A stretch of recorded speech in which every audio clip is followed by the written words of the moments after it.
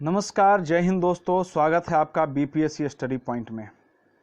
आज 18 मई है और 18 मई भारत के लिए बहुत ही ज़्यादा खास और बहुत ही गौरवपूर्ण भारत के लिए रहा है।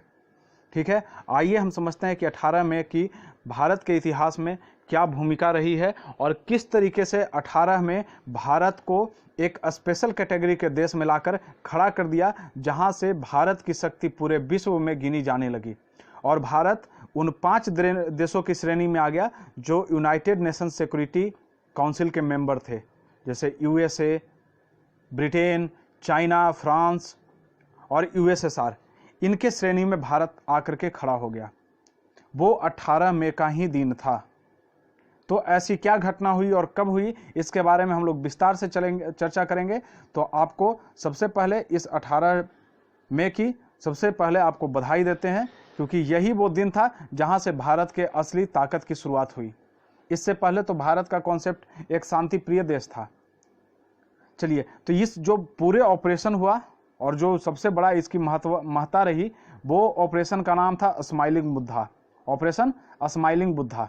ठीक है, यह स्माइलिंग बुद्धा क्या था, आइए इसे बहुत ही ध्यान से और बहुत विस्तार में चर्चा करते हैं। यह भारत की गौरवपूर्ण गाथा इसे कह सकते हैं। ठीक है, चलिए, एक्चुअली क्या था, भारत स्वतंत्र हो गया। तो भारत जब स्वतंत्र हुआ, हमारे जवाहरलाल नेहरू प्रधानमंत्री बने और प्रधानमंत्री की जो विदेश नीति थी या उनकी जो नीति थी वो शांति प्रिय नीति थी। वो ज़्यादा लड़ाई झगड़ा या इस तरीके की चीज़ों में वो रहते नहीं थे। पर सबसे पहली बार धक्का उनको तब लगा जब चाइना 1962 में भारत पर आक्रमण कर दिया। 1962 में भारत और चाइना के बीच में लड़ाई होती है और उस समय जो भारत चीनी भाई भाई की नारा लगाते थे जवाहरलाल नेहरू, उनका सारा भरम टूट जाता है और उन्हें लगता है कि हम ये क्या कर रहे हैं। और उसके बाद से फिर शुरुआत होती है भारत के न्यूक्लियर पावर बनने की कहानी, और यही वो कहानी है जो ऑपरेशन स्माइलिंग बुद्धा के तहत प्राप्त किया जाता है और यह कहानी रची जाती है स्माइलिंग बुद्धा के तहत। तो आइए इसके बारे में हम धीरे धीरे करके इसके अनेक तथ्यों को चर्चा करते हैं। यह सच में भारत के लिए एक गौरवपूर्ण समय था जब भारत एक न्यूक्लियर टेस्टिंग करता है और पूरे विश्व में तहलका मचा देता है। पूरे विश्व की जो कानें हैं, रूह कांप जाती है कि भारत जैसा देश भी हमारे यूनाइटेड नेशन सिक्योरिटी काउंसिल के समकक्ष आकर के खड़ा हो जाता है और भारत विश्व का 6ठा देश बनता है जो परमाणु का परीक्षण कर लेता है। तो वो कौन सा दिन था? वो दिन था 18 मई 1974। ठीक है, उस दिन हमारा पहला न्यूक्लियर टेस्टिंग किया जाता है जिसका कोड होता है स्माइलिंग बुद्धा। अब आप यहाँ पे एक मन में सवाल आएगा कि आखिर ये स्माइलिंग बुद्धा क्यों था। तो आपको बता दें कि ये स्माइलिंग बुद्धा कहीं ऑफिशियली लिखा हुआ नहीं था, बल्कि उस दिन बुद्ध पूर्णिमा का दिन था। 18 मई 1974 जो है वो बुद्ध पूर्णिमा का दिन था और जब ये हमारा ऑपरेशन सक्सेसफुल हो गया तो इंदिरा गांधी को एक मैसेज भेजा गया कि बुद्धा मुस्कुरा रहा है। क्या? कि बुद्धा मुस्कुरा रहा है, स्माइलिंग बुद्धा करके एक मैसेज भेजा गया जो इस चीज का प्रतीक था कि हमारा ऑपरेशन सक्सेसफुल हो गया। और इस सक्सेसफुल ऑपरेशन होते के साथ हम यूएसए, यूएसएसआर जो उस समय का सोवियत संघ जिसे कहते हैं, अविभाजित रसिया, ब्रिटेन, फ्रांस और चाइना के बाद 6ठा देश बन गया भारत, जिसके पास में न्यूक्लियर टेक्नोलॉजी से वो लैस हो गया। ठीक है, आपको जितना आसान सुनने में लग रहा है उतना आसान ये है नहीं, था नहीं। ये देखिए, इंदिरा गांधी वहां साइट की निरीक्षण कर रही है। इंडियाज, यहाँ पे लिखा भी है, India is proud of Pokhran 1 countries first nuclear test. ये देखिए, ये वहां का ओरिजिनल इमेज है आपके पोखरण रेंज का। ठीक है, जहां पे ये न्यूक्लियर टेस्टिंग किया गया था। देखिए कितना बड़ा गड्ढा पृथ्वी पर होल हो चुका है। तो इस तरीके से ये हमारा जो फर्स्ट न्यूक्लियर प्रोजेक्ट था उसको सबसे पहली बार इस प्रोजेक्ट को लॉन्च किया। ऐसा नहीं था कि भारत पहली बार कर रहा था। इससे पहले आपको पता है कि सेकेंड वर्ल्ड वॉर में ऑलरेडी यूएसए जो है वो जापान के अगेंस्ट न्यूक्लियर बम का यूज कर चुका था। सबसे पहले थोड़ा सा आपको बताते हैं न्यूक्लियर बम होता क्या है। एक्चुअली इससे पहले जितने भी पहले के बम होते थे, जैसे टीएनटी हो गया, उसके बाद आरडीएक्स हो गए, ये जितने भी बम होते थे वो सारे बम बहुत ही कमजोर होते थे और बहुत कम क्षेत्र पर इसकी मारक जो क्षेत्र होता है वो काफ़ी कम होता था। लेकिन न्यूक्लियर बॉम्ब टेक्नोलॉजी जो है वो काफ़ी कम मात्रा का बम बहुत हाई लेवल का रेडिएशन और ऊर्जा इमिट करता है, जिसके कारण बहुत बड़े क्षेत्र को बहुत कम समय में डिस्ट्रॉय किया जा सकता है।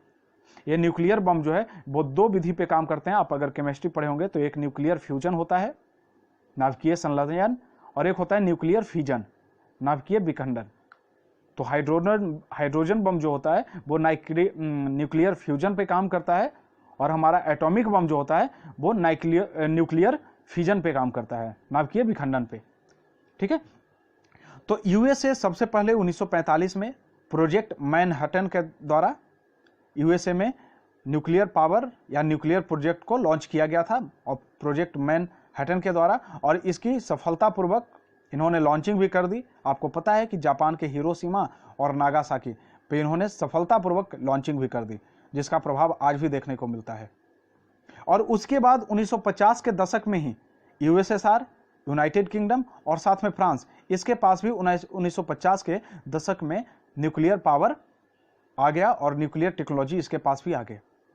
और उसके बाद 1962 में इंडो चाइना युद्ध होता है, और उस इंडो चाइना युद्ध के 2 साल बाद, मात्र 2 साल बाद, चाइना भी 1964 में न्यूक्लियर शक्ति वाला देश बन जाता है।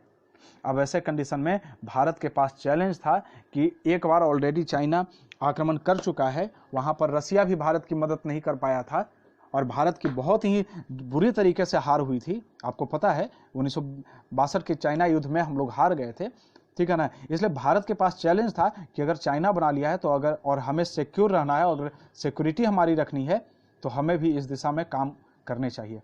इससे पहले, आज़ादी के पहले ही, होमो जहांगीर भाभा, जिन्हें फादर ऑफ न्यूक्लियर प्रोग्राम कहते हैं, इन्होंने आज़ादी के पहले ही 1940 से लेकर के 50 के बीच में, जो 1950 का दशक था, और खास करके जब अमेरिका ने बम अपना टेस्ट किया और अमेरिका ने अपना परमाणु बम बनाया, उसी समय होमो जहांगीर भाभा उसी समय बोले थे कि भारत को भी इस दिशा में कार्य करनी चाहिए।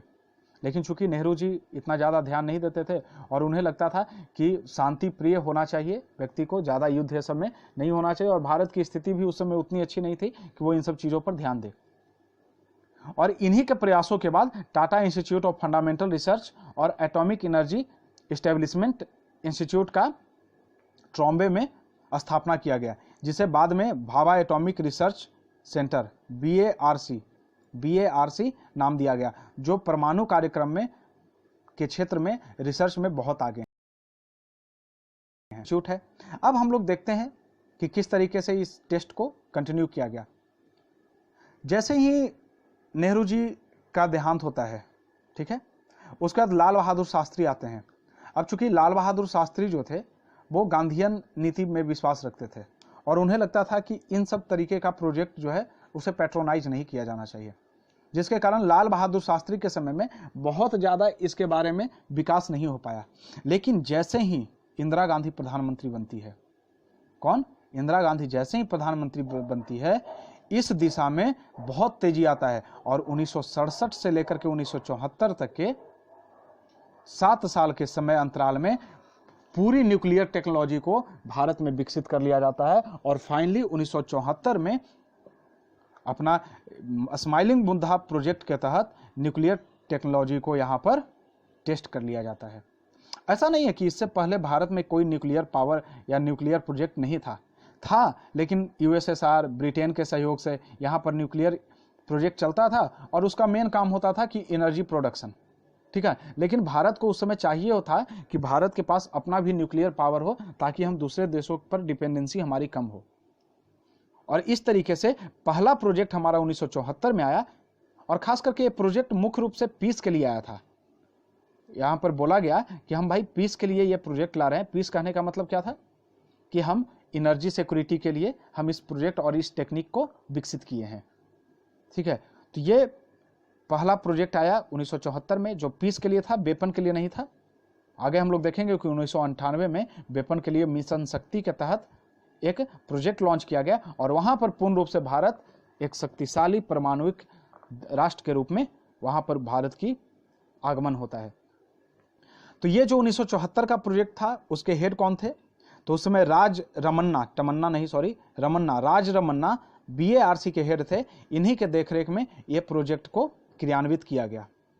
और जैसे ही ये प्रोजेक्ट क्रियान्वित हुआ, आपको देखें ही कि उतना बड़ा गड्ढा हो गया, एकदम मतलब मिनी भूकंप टाइप का स्थिति आ गया था। ठीक है, जैसे ही ये प्रोजेक्ट क्रियान्वित हुआ, बहुत ही गुप्त तरीके से किया गया था, बस गिने चुने लोगों को जानकारी थी। यहां तक कि मंत्रिमंडल के सभी सदस्य को भी इसके बारे में जानकारी नहीं थी। यहां तक रक्षा मंत्री को भी इसके बारे में जानकारी नहीं थी। प्रधानमंत्री और गिने चुने कुछ लोग थे और लगभग 72 या 74 साइंटिस्ट थे जिनके देख में ये सारे प्रोजेक्ट को क्रियान्वित किया गया। अब आप समझिए कि ये प्रोजेक्ट कर दिया जाता है और उसके बाद वर्ल्ड की क्या प्रतिक्रिया होगी। पूरा वर्ल्ड एक साथ अपोज करता है भारत का। आखिर अपोजिशन का कारण क्या होता है? क्योंकि देखिए, उस समय तक सिर्फ 5 राष्ट्र के पास में परमाणु शक्ति थे और ये 5 राष्ट्र चाहते थे कि सिर्फ हमारे पास रहे और दुनिया में हम ही ताकतवर और हमारा एकाधिकार रहे। लोग हमारी टेक्नोलॉजी का यूज करें, इससे उनको इकोनॉमिकल फायदा भी था और साथ में उनकी शक्ति भी असीमित थी। सारे दुनिया उनसे डरा रहेगा। लोगों को लगेगा कि अगर हम कुछ उनके अगेंस्ट गए तो कहीं परमाणु हमला ना कर दे। और इनके साथ उनको एक और चीज लगता था कि अगर दुनिया के सभी देशों के पास में परमाणु टेक्नोलॉजी चला जाए तो हो सकता है कि वो रिस्पॉन्सिबिलिटी इसका उतना अच्छे तरीके से न निभाएं। ऐसा ना हो कि किसी देश के साथ लड़ाई हो रहा है और परमाणु बम से हमला कर दें। और ऑलरेडी लोग मंजर देख चुके थे जापान में नागासाकी और हिरोशिमा के ऊपर। तो इसलिए उनको लगता था कि भाई हम ही रिस्पॉन्सिबल हैं, वही 5 कंट्री रिस्पॉन्सिबल है और बाकी दुनिया की कोई कंट्री रिस्पॉन्सिबल नहीं है। इस कारण वर्ल्ड लेवल पे बहुत ही ज़्यादा अपोजिशन हो गया। न्यूक्लियर टेक्नोलॉजी पर, फ्यूल पर और बहुत सारी सुविधाओं पर बहुत बैन लगा दिए गए। जो ह्यूमैनिटेरियन एड मिलता था उस पर बैन लगा दिए, बहुत सारा कुछ बैन लगा दिया गया। और उसी समय 1974 में एक ग्रुप बनाया गया, NSG, न्यूक्लियर सप्लायर ग्रुप, जो भारत के अगेंस्ट के लिए में बनाया गया था और आज तक भारत इसका मेंबर नहीं बन पाया है। लेकिन हाँ, देखिए आने वाले कुछ वर्षों में शायद NSG का मेंबर बन जाए, क्योंकि NSG में सिर्फ और सिर्फ अड़ंगा किसकी है? तो चाइना की है। चाइना नहीं चाहता कि भारत इसका मेंबर बने। ठीक है, तो इस तरीके से 1974 में पहला टेस्टिंग किया गया था स्माइलिंग बुद्धा, और हम विश्व के गिने चुने ताकतवर देशों की श्रेणी में आकर खड़ा हो गए थे। वो काफी नहीं था जो हमारा उस समय का टेस्टिंग हुआ, वो टेस्टिंग काफी नहीं था, क्योंकि वो टेस्टिंग मुख्य रूप से उसमें बहुत सारी कमियां थी और वो मुख्य रूप से एनर्जी सिक्योरिटी के लिए वो किया गया था। उसके बाद जरूरत थी कि एक और टेस्टिंग की जाए। इसके लिए इंदिरा गांधी भी प्रयासरत रही, लेकिन किसी कारणवश आपातकाल लग गया और किसी कारणवश उतना ज्यादा सक्सेस नहीं हुई। फिर 1995 का समय आता है। 1995 में PV नरसिम्हा राव की सरकार होती है। वो भी कोशिश करते हैं कि हम न्यूक्लियर टेस्टिंग को अंजाम दें, वेपन के लिए, हथियार के लिए, और वो इस दिशा में प्रयास भी करते हैं। लेकिन उस समय अमेरिका की सैटेलाइट जो है वो इन पर कड़ी नजर रखता है और अमेरिका को पता चल जाता है कि भाई भारत कुछ इस दिशा में प्रयास कर रहा है, और वो सीधे टेलीफोनिक कन्वर्सेशन होता है अमेरिका द्वारा, और सीधे भारत को मना किया जाता है कि हमें पता चल गया कि आप न्यूक्लियर टेस्टिंग कर रहे हैं, आप अपने टेस्टिंग को तुरंत रोकिए, और मजबूरन भारत को रोकना पड़ जाता है। ऐसा सिर्फ 1995 नहीं बल्कि 1996 में भी ट्राई करते हैं, लेकिन 1996 में भी पता चल जाता है और दोनों समय रोकना पड़ जाता है। और उसके बाद USA अमेरिका जो है वो बहुत ही ज़्यादा धमकी देता है और बहुत ज़्यादा सैंक्शन लगाने की बात करता है। फिर मजबूरन वहाँ पर रोक दिया जाता है। फिर 1998 में अटल बिहारी वाजपेयी की सरकार बनती है और अटल बिहारी वाजपेयी सरकार प्रधानमंत्री के रूप में चुनकर आते हैं। वो पहले ही 1998 में आते हैं। वो पहले ही बोल चुके होते हैं अपने चुनाव में कि हम भारत को एक परमाणुविक शक्ति के रूप में विकसित करेंगे, और वो आने के साथ तुरंत इस दिशा में कार्य करते हैं। और आप एक मूवी देखे होंगे परमाणु, 2018 में रिलीज हुई थी। वो पूरी परमाणु मूवी जो है वो अटल बिहारी वाजपेयी के समय जो परीक्षण किया गया था उसी पर डिपेंडेंट है। पूरा का पूरा उसी की कहानी उसमें बताई गई है। और जो अटल बिहारी वाजपेयी की समय में जो परमाणु परीक्षण की बात की गई थी उसका नाम था मिशन शक्ति। क्या नाम था? मिशन शक्ति। पहले वाले का नाम क्या था? ऑपरेशन क्या था? स्माइलिंग बुद्धा। और ये मिशन शक्ति। इस मिशन शक्ति की सबसे बड़ी खासियत क्या थी कि इसे बहुत ही गुप्त तरीके से इसे अंजाम दिया गया था। इसमें 2 दिन 11 मई और 13 मई, ये 2 दिन में टोटल 5 न्यूक्लियर टेस्ट किए गए। पहले दिन 3 न्यूक्लियर टेस्ट किए गए, जिसके अंतर्गत बड़ा 45 किलो टन का, 15 किलो टन का और एक छोटा 0.3 किलो टन का, इतना 3 अलग अलग टेस्ट किए गए। जब ये 45 किलो टन का जब न्यूक्लियर टेस्ट किया गया था उस समय लगा था कि जैसे भूकंप आ गया, उस तरह का स्थिति पोखरण रेंज में आ गया था। ठीक है, उसके बाद बैक टू बैक दोबारा 13 मई को 2 और छोटे छोटे न्यूक्लियर टेस्टिंग किए गए। अब आपके मन में एक और सवाल आ रहा होगा कि आखिर ये जो न्यूक्लियर टेस्टिंग किया जाता है ये पोखरण में क्यों किया जाता है। तो देखिए, न्यूक्लियर टेस्टिंग जब की जाती है तो उसके लिए एक ऐसे जगह की तलाश होती है जहां पे जनसंख्या कम हो, और न्यूक्लियर टेस्टिंग के बाद बहुत रेडिएशन आता है। तो 3 चीजों को ख्याल रखना है। पहला, एक जनसंख्या कम हो, वहां पे एकदम विरल जनसंख्या हो। रेडिएशन जो उससे इमिट होगा उससे किस तरीके से जनसंख्या को बचाव करना है, इसको ध्यान में रखना है। और तीसरा चीज कि हाइड होना चाहिए। ठीक है, प्रॉपर हाइड। तो पोखरण रेंज जो है वो राजस्थान का पूरा दलदली इलाका है, सॉरी दलदली नहीं, मरुस्थली क्षेत्र है, जहां पर दूर दूर तक कोई जनसंख्या नहीं है। तो इस कारण ये पूरे भारत में सबसे सुरक्षित क्षेत्र था, इसे चुना गया। लेकिन और हाइड के लिए आपको बता दें कि गड्ढा के अंदर, कुआं के अंदर इसे अंजाम दिया गया। और इसके साथ साथ आर्मी की 58वीं इंजीनियरिंग कोर जो आर्मी की थी वो इसे सपोर्ट किया। आपको एक और इंटरेस्टिंग फैक्ट बता दें कि ऑलरेडी अमेरिका यहाँ पर ध्यान दे रहा था। वो 4 सैटेलाइट से यहाँ पे नजर रखे हुए था भारत में कि कोई एक्टिविटी तो नहीं हो रहा है। इसके लिए ये पूरे जो कार्य प्रणाली थी और पूरा का पूरा टेस्टिंग जो था वो आर्मी के यूनिफॉर्म में किया गया। किस यूनिफॉर्म में किया गया? आर्मी के यूनिफॉर्म में किया गया। यहाँ तक के कि ये जो सेकेंड टेस्टिंग थी वो एपीजे अब्दुल कलाम इसके हेड थे।